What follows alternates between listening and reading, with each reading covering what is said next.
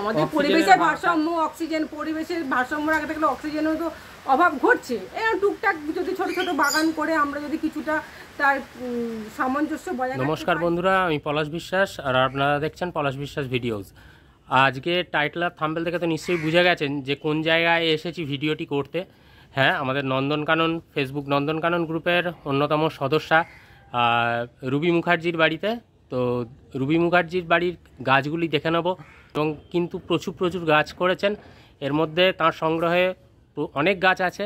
এখন ভিডিও করতে এসেছি, আবার আসবো শীতকালে।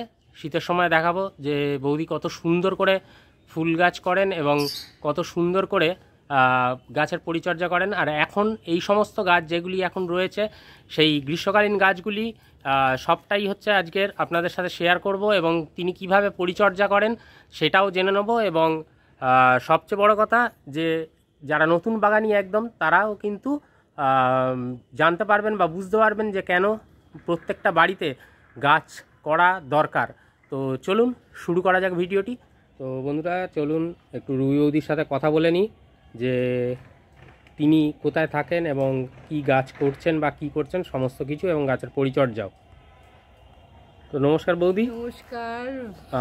বলছি যে আমি কোন জায়গায় এসেছি ভিডিও করতে এটা যদি একটু বলে দাও। এটা আমার বাড়ি হচ্ছে বারুইপুর নতুন পাড়া। আর মানে বেশি জবা গাছই আছে, বেশি জবা আছে, বগনভেলিয়া আছে, কিছু কিছু নয়নতারা আছে, তারপরে কি বলে জুই ফুল আছে, মাধবীলতা, এই টুকটাক আর কি। মানে এগুলো যেগুলো গরমের গাছ। হ্যাঁ, বেশিরভাগই গরমের সিজনের গাছ, মানে সারা বছরই ফোটে এগুলো। আর কত বছর ধরে এই গরমের গাছগুলো করছো সেটা যদি একটু বলে দাও। গরমের গাছগুলো বছর তিনেক হচ্ছে। আর এমনি কি সিজনাল ফ্লাওয়ার? এমনি সিজন ফ্লাওয়ার এই ধরো ডিসেম্বর থেকে শুরু করতাম। ডালিয়া, চন্দ্রমল্লিকা, তারপরে পিটুনিয়া, এগুলো মোটামুটি বছর 10-12 ধরে চলছে। আর এই গাছের পরিচর্যা কি জৈব সার না রাসায়নিক সার, কোনটা দিয়ে করো? জৈব সারই দেওয়া হয়, বেশিরভাগ জৈব সার দেওয়া হয়। আচ্ছা, তো চলুন বন্ধুরা গাছগুলো দেখে নিই আর রুবি বৌদির সাথে কিছু কিছু কথা বলে নিই। এই গাছটা কত বছরের আছে? এটা বছর 2 হবে। এটা হলুদ জবা, এটা হলুদ জবা। আচ্ছা, হলুদ জবা বছর 2, তাই তো? এটাও সব বৃষ্টিতে সব ফুলগুলো হয়ে গেছে। এর আগেও ছন্দাদির বাড়িও করতে গেছিলাম, তখনও বৃষ্টি, রুবি বৌদির বাড়িও বৃষ্টি। আচ্ছা, এখানে ফুটে রয়েছে দেখছি দোপাটি ফুলও ফুটে আছে। ওখানেও আছে কিছু। এটা আলাদা রঙের, এটা গোলাপি মনে হচ্ছে নাকি? এটা একটু লালচে। আচ্ছা, লালচে গোলাপি শেডি। আচ্ছা, এগুলো সব। এটা হচ্ছে অরেঞ্জ জবা, এটা অরেঞ্জ কালারের জবা। আর এটা তো সেই লাল থোকা জবা। গাছগুলোর গ্রোথ কিন্তু দেখেছেন বন্ধুরা ভীষণ সুন্দর। সবটাই জেনে নেব যে কিভাবে পরিচর্যা করা হয় গাছের, তো সেটা সমস্তটাই দেখে নেব বা জেনে নেব সমস্তটা। তো গাছগুলো দেখুন খুব সতেজ এবং গাছে কিন্তু প্রচুর কুঁড়ি রয়েছে। এটা দেখে বুঝতেই পাচ্ছেন যে প্রচুর ফুল দেয় গাছগুলো। তো হ্যাঁ, মোটামুটি একসাথে 3-4টে করে রেগুলারই প্রায় বলতে গেলে ফোটে। আচ্ছা, এখানে দেখুন বৌদি কিন্তু পুঁই শাক করে রেখেছে। সবজি বাজারও হয়ে যাবে এখান থেকে, পুঁই শাকের চচ্চড়ি। আর এটা হলুদ জবা ফুটে রয়েছে, হয়ে গেছে, ভীষণ সুন্দর হলুদ জবা। এটা সেই গেরুয়া কালারের বড় জবাটা, এটা গেরুয়া কালারের বড় জবা। আর একটাও আছে দেখছি ওই দিকটায়। বৃষ্টি নেমেছে, আবার বৃষ্টি নেমেছে বলে ফুলগুলো আরো সব হয়ে গেছে। তো দেখুন প্রত্যেকটা গাছ কিন্তু খুব হেলদি এবং ভীষণ সুন্দর। আর এখানে দেখুন পদ্মের টিউবার। এটা আমাদের ফেসবুক গ্রুপ নন্দনকাননের পক্ষ থেকে রাহুল মৈত্রদা গিফট করেছিলেন এবং বৌদিকে আমি দিয়েছিলাম সেটা। তো এই গাছটিও কিন্তু সুন্দরভাবে বেড়ে উঠছে, আশা করি খুব শীঘ্রই ফুল আসবে। হ্যাঁ, তো এই পদ্ম, এটা হচ্ছে বোগেনভিলিয়া। যেহেতু বর্ষাকালে সেভাবে হয় না, সেই কারণে কিন্তু বোগেনভিলিয়ায় এখন সেভাবে ফুল আসছে না। আমি শীতকালে আবারও আসবো রুবি বৌদির ছাদ বাগানের ভিডিও করতে। বৌদি শীতের গাছ ভীষণ সুন্দর করে, তো সেই বৌদির শীতকালের বাগানও আপনাদেরকে দেখাবো। বৌদি মাথাগুলো কি পিঞ্চ করে দেওয়া হয় নাকি? হ্যাঁ, পিঞ্চ করে দিয়েছি যাতে অন্যান্য ডালপালাগুলো বেরোয়। আচ্ছা, সব গাছে পিঞ্চ করা আছে। তো দেখতেই পাচ্ছেন অনেক কিন্তু বোগেনভিলিয়ার কালেকশন রয়েছে। এখানে আমার 7 রকমের বোগেনভিলিয়া আছে। বৌদি 7 রকমের বোগেনভিলিয়া আছে এখানে বলেই দিয়েছে। জবা আছে 9 রকমের জবা। 9 রকমের জবা, 7 রকমের বোগেনভিলিয়া। এটা একটা জবা আছে। হ্যাঁ, এটা ব্লু বার্ড হিবিস্কাস। এটা ভীষণ সুন্দর ফুল হয় এবং প্রচুর ফুল দেয়, শীতকালে তো বাগান ভরিয়ে দেবে আশা করা যায়।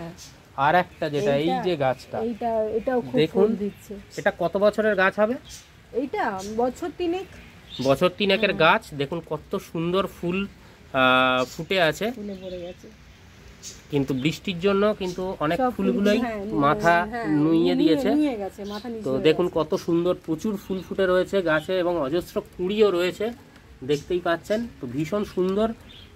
আর অবশ্যই জেনে নেবো যে বৌদি কীভাবে পরিচর্যা করে। এটা বারবার বলছি এই কারণে, কারণ বৌদির গাছগুলো কিন্তু ভীষণ সতেজ এবং সুস্থ সবল, এবং যে কারণেই কিন্তু এত ফুল দিচ্ছে। এটা বেলফুল, এটা হচ্ছে বেলফুল গাছ। বেলফুল দেখুন ফুটেও রয়েছে এই সময়, এবং যথেষ্ট ঝাঁকড়া গাছটি। একটি গাছ আছে এখানে, এটা গোলাপি, এটা গোলাপি জবা, দেশি জবা এটা মনে হচ্ছে। হ্যাঁ, এটা দেশি জবা রয়েছে। এটা হচ্ছে ওই চন্দন জবা। এটা আচ্ছা, এটা চন্দন জবা। গাছটা কিন্তু অনেকটাই বড় এবং ভীষণ সুন্দর গাছটা, বছর 3 বয়স। আর এইটা হচ্ছে এটা হচ্ছে ওই যাত্রফা। হ্যাঁ, যাত্রফা ফুল গাছ, ভীষণই সুন্দর গাছটি, এবং আশা করি খুব শীঘ্রই ফুল দেবে এই গাছটি। ফুল দিয়েছে, কেটে দিয়েছি। আচ্ছা, আবার হবে। আচ্ছা, যেটিকে বাংলায় আমরা দত্তপ্রিয়া বলি সেই গাছটি। হ্যাঁ হ্যাঁ হ্যাঁ। তো এটা সবার বাগানে করুন। এটা নয়নতারা ফুটে রয়েছে। আর জুঁই ফুল গাছটা দেখুন প্রচুর কুঁড়ি, অজস্র কুঁড়ি রয়েছে জুঁই ফুল গাছটায়। হ্যাঁ, বিকেল বা সন্ধ্যের দিকে ফুটবে। তো দেখুন প্রচুর কিন্তু কুঁড়ি রয়েছে জুঁই ফুল গাছে, দেখতেই পাচ্ছেন। এটা হচ্ছে মাধবীলতা। মাধবীলতা পুরো ডাল ভরে কিন্তু ফুল হয়ে রয়েছে। দেখুন বন্ধুরা, প্রত্যেকটা গাছ কিন্তু দেখার মতো। আমি বলবো যে এইভাবে কিন্তু আপনারাও গাছ করুন, এইভাবে গাছ কিন্তু আপনারাও করুন।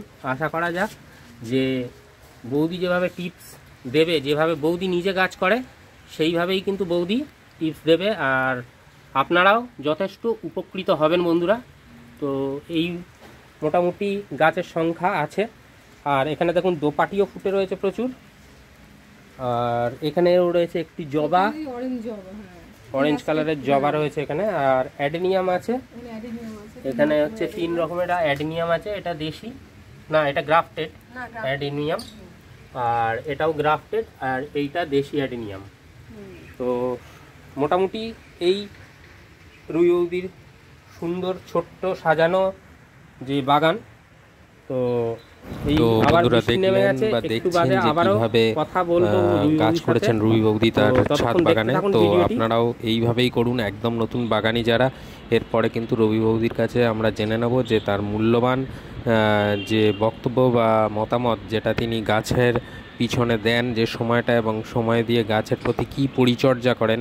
চলুন এইবারে জেনে নিই, যাতে নতুন বাগানিরাও অতি সহজে গাছ করতে পারেন এবং সুন্দর করে গাছ বসাতে পারেন, এবং সুন্দর ফুল ফল সবজির ডালিতে নিয়ে যাতে আপনাদের বাগান ভরে থাকে, এই কামনাই করে আমার এই ভিডিও করার লক্ষ্য বা উদ্দেশ্য বা যেটিই বলি না কেন।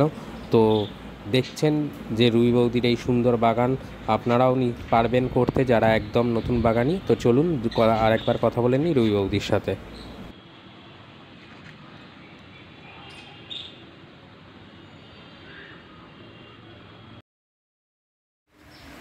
বৌদি দেখলাম যে গাছগুলো ভীষণ হেলদি আর প্রচুর প্রচুর কুঁড়ি এবং ফুল ফুটে রয়েছে।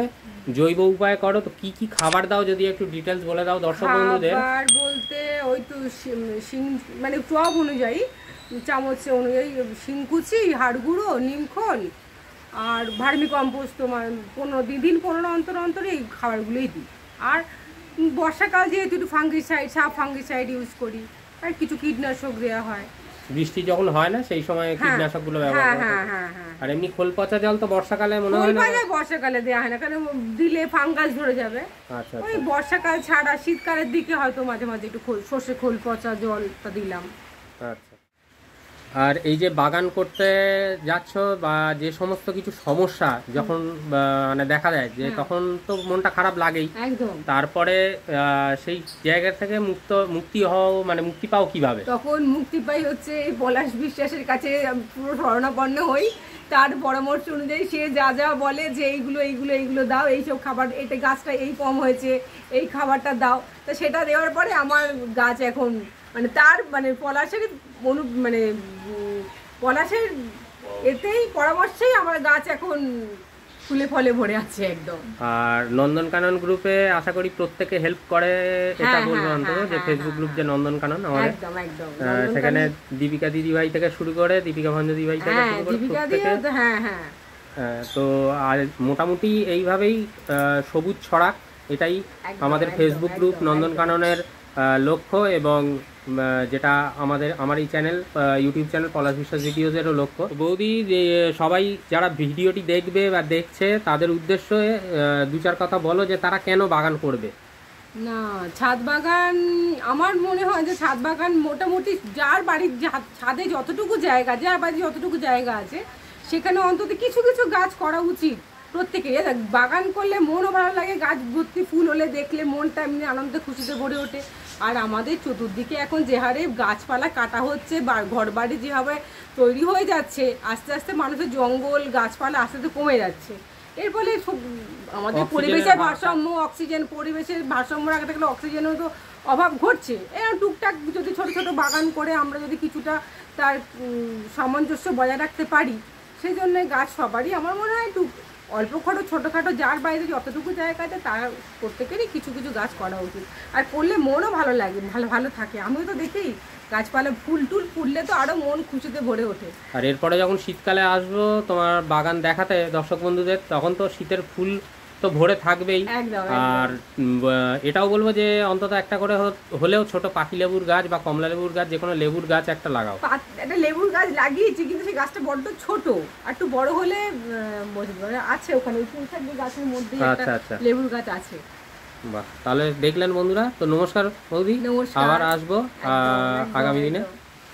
তো দেখলেন বন্ধুরা কিভাবে রুই বৌদি সবটাই বলে দিল, গাছগুলোও দেখলেন, বাগান দেখলেন, আর তার সাথে সাথে কি পরিচর্যা নেবেন এবং আপনারা কেন গাছ বসাবেন সেটাও কিন্তু বলে দিল। তাহলে আজকের এই পর্যন্তই। আগামীতে আবার আসবো নতুন কোনো ভিডিও নিয়ে। ততক্ষণ সকলে সুস্থ থাকুন, ভালো থাকুন, আর দেখতে থাকুন পলাশ বিশ্বাস ভিডিওস। আর যাদের বাড়িতে যতটুকু জায়গা আছে তারা কিন্তু গাছ বসান, কারণ এই রিসেন্ট করোনা পিরিয়ডেও আমরা দেখেছি কীভাবে অক্সিজেনের হাহাকার চলছে। তাই আমাদের কথা ভেবে তো অবশ্যই আমাদের ভবিষ্যৎ প্রজন্মের কথা ভেবে আমাদের সকলকে গাছ বসাতে হবে। চলুন সকলে মিলে অঙ্গীকারবদ্ধ হই সবুজের প্রতি। তো আজকের এইটুকুনি বন্ধুরা, নমস্কার।